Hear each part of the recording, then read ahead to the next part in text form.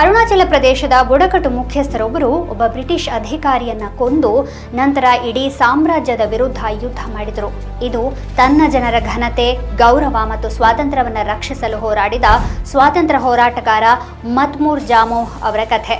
1900ರ ದಶಕದ ಆರಂಭದ ವೇಳೆಗೆ ಬ್ರಿಟಿಷರು ಭಾರತದ ಹೆಚ್ಚಿನ ಭಾಗಗಳನ್ನು ತಮ್ಮ ಹಿಡಿತಕ್ಕೆ ತೆಗೆದುಕೊಂಡರು.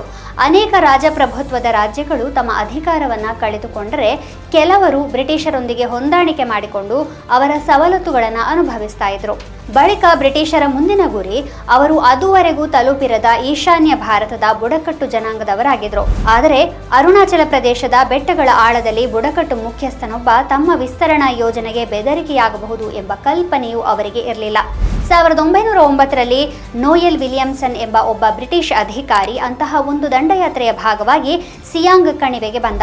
ವಿಲಿಯಮ್ಸನ್ ಆದಿ ಬುಡಕಟ್ಟಿನ ಮುಖ್ಯಸ್ಥ ಮತ್ಮೂರ್ ಜಾಮೋಹ್ ಅವರಿಗೆ ಸಂದೇಶವನ್ನ ಕಳುಹಿಸಿ ತಮ್ಮ ವಾಸ್ತವ್ಯಕ್ಕಾಗಿ ಆಹಾರ, ಆಶ್ರಯ ಮತ್ತು ಇತರ ಸೌಲಭ್ಯಗಳನ್ನು ವ್ಯವಸ್ಥೆ ಮಾಡುವಂತೆ ಆದೇಶಿಸಿದ. ಆದರೆ ವಸಾಹತುಶಾಹಿ ಅಧಿಕಾರಕ್ಕೆ ತಲೆಬಾಗುವ ಯಾವುದೇ ಇಚ್ಛೆ ಇಲ್ಲದ ಕಾರಣ ಜಾಮೋಹ್ ಇದಕ್ಕೆ ನಿರಾಕರಿಸಿದರು. ಸಾಮಾನ್ಯ ವಸಾಹತುಶಾಹಿ ಕ್ರಮದಂತೆ ತೋರುತ್ತಿದ್ದದ್ದು ಶೀಘ್ರದಲ್ಲೇ ಹೆಮ್ಮೆ, ಗೌರವ ಮತ್ತು ಪ್ರತಿರೋಧದ ಘರ್ಷಣೆಯಾಗಿ ಬದಲಾಯಿತು. ನಿರಾಕರಣೆಯನ್ನ ಅವಮಾನವೆಂದು ಭಾವಿಸಿದ ವಿಲಿಯಮ್ಸನ್ ಗ್ರಾಮಸ್ಥರ ಮುಂದೆ ಜಾಮೋಹರನ್ನು ಸಾರ್ವಜನಿಕವಾಗಿ ಅವಮಾನಿಸಿ ಅವರ ಮೇಲೆ ಹಲ್ಲೆ ಮಾಡಿದ. ಜಾಮೋಹ್ಗೆ ಇದು ಕೇವಲ ವೈಯಕ್ತಿಕ ಅವಮಾನವಲ್ಲ, ಬದಲಾಗಿ ಅವರ ಇಡೀ ಸಮುದಾಯದ ಗೌರವಕ್ಕೆ ಉಂಟಾದ ಧಕ್ಕೆಯಾಗಿತ್ತು. ಅವರು ಇದನ್ನೆಲ್ಲ ಮೌನವಾಗಿ ಸಹಿಸಿಕೊಂಡರು, ಆದರೆ ಅವರು ಅದನ್ನು ಎಂದಿಗೂ ಮರೆಯಲಿಲ್ಲ. ಮುಂದಿನ 2 ವರ್ಷಗಳಲ್ಲಿ ಜಾಮೋಹ್ ತಮ್ಮ ಪ್ರದೇಶದಾದ್ಯಂತ ಬುಡಕಟ್ಟು ಮುಖ್ಯಸ್ಥರ ಮೈತ್ರಿಕೂಟವನ್ನ ಸದ್ದಿಲ್ಲದೆ ರೂಪಿಸಿಕೊಂಡರು. ರಹಸ್ಯ ಸಭೆಗಳು ನಡೆದವು, ಯೋಧರನ್ನ ಸಿದ್ಧಪಡಿಸಲಾಯಿತು ಮತ್ತು ಒಂದು ಯೋಜನೆಯನ್ನ ಎಚ್ಚರಿಕೆಯಿಂದ ರೂಪಿಸಲಾಯಿತು.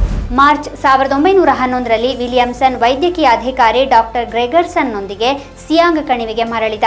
ಆದರೆ ಅಲ್ಲಿ ಜಾಮೋಹ್ ತಮಗಾಗಿ ಕಾಯುತ್ತಿದ್ದಾರೆ ಅಂತ ಅವನಿಗೆ ತಿಳಿದಿರಲಿಲ್ಲ. ಆದಿಯೋಧರು 2 ಗುಂಪುಗಳಾಗಿ ವಿಭಜನೆಯಾದರು. ಜಾಮೋಹ್ ನೇತೃತ್ವದ ಒಂದು ಗುಂಪು ಕೊಮ್ಸಿಂಗ್ನಲ್ಲಿದ್ದ ವಿಲಿಯಮ್ಸನ್ನ ಶಿಬಿರದ ಮೇಲೆ ದಾಳಿ ಮಾಡಿದರೆ, ಇನ್ನೊಂದು ಗುಂಪು ಸಿಸೆನ್ನಲ್ಲಿದ್ದ ಡಾಕ್ಟರ್ ಗ್ರೆಗರ್ಸನ್ನ ಶಿಬಿರದ ಕಡೆಗೆ ಮುನ್ನಡೆಯಿತು. ದಾಳಿಗಳು ಮಾರ್ಚ್ 31, 1911ರಂದು ಪ್ರಾರಂಭವಾದವು ಮತ್ತು ಮತ್ಮೂರ್ ಜಾಮೋಹ್ ಸಾಂಪ್ರದಾಯಿಕ ಆದಿ ದಾವೋದಿಂದ ನೋಯೆಲ್ ವಿಲಿಯಮ್ಸನ್ನನ್ನ ಕೊಂದರು. ಅದೇ ಸಮಯದಲ್ಲಿ ಡಾಕ್ಟರ್ ಗ್ರೆಗರ್ಸನ್ ಮತ್ತು ಆತನ ಭದ್ರತಾ ಸಿಬ್ಬಂದಿಯನ್ನ ಸಹ ಕೊಲ್ಲಲಾಯಿತು. ವಿಲಿಯಮ್ಸನ್ ಹತ್ಯೆಯು 4ನೇ ಆಂಗ್ಲೋ ಅಬೋರ್ ಯುದ್ಧಕ್ಕೆ ನಾಂದಿ ಹಾಡಿತು. ಹಳ್ಳಿಗಳನ್ನು ಸುಟ್ಟು ಹಾಕಲಾಯಿತು, ಬೆಳೆಗಳನ್ನು ನಾಶಪಡಿಸಲಾಯಿತು ಮತ್ತು ಮುಗ್ಧ ಕುಟುಂಬಗಳನ್ನು ಕ್ರೂರ ಕಿರುಕುಳಕ್ಕೆ ಒಳಪಡಿಸಲಾಯಿತು. ತನ್ನ ಜನರು ಮತ್ತಷ್ಟು ಬಳಲುವುದನ್ನು ನೋಡಲು ಸಾಧ್ಯವಾಗದೆ ಜಾಮೋಹ್ ಶರಣಾದರು ಮತ್ತು ಸೆಲ್ಯುಲಾರ್ ಜೈಲಿಗೆ ಕಳುಹಿಸಲ್ಪಟ್ಟರು. ಇಂದು ಹೆಚ್ಚಿನ ಜನರು ಮತ್ಮೂರ್ ಜಾಮೋಹ್ ಹೆಸರನ್ನು ಮರೆತಿದ್ದರೂ ಸಹ ಬ್ರಿಟಿಷ್ ಆಡಳಿತದ ವಿರುದ್ಧ ಈಶಾನ್ಯ ಭಾರತದಲ್ಲಿ ಅವರು ನಡೆಸಿದ ದಂಗೆಯನ್ನ ಆರಂಭಿಕ ಮತ್ತು ಅತ್ಯಂತ ಶಕ್ತಿಶಾಲಿ ದಂಗೆಗಳಲ್ಲಿ ಒಂದೆಂದು ಪರಿಗಣಿಸಲಾಗಿದೆ.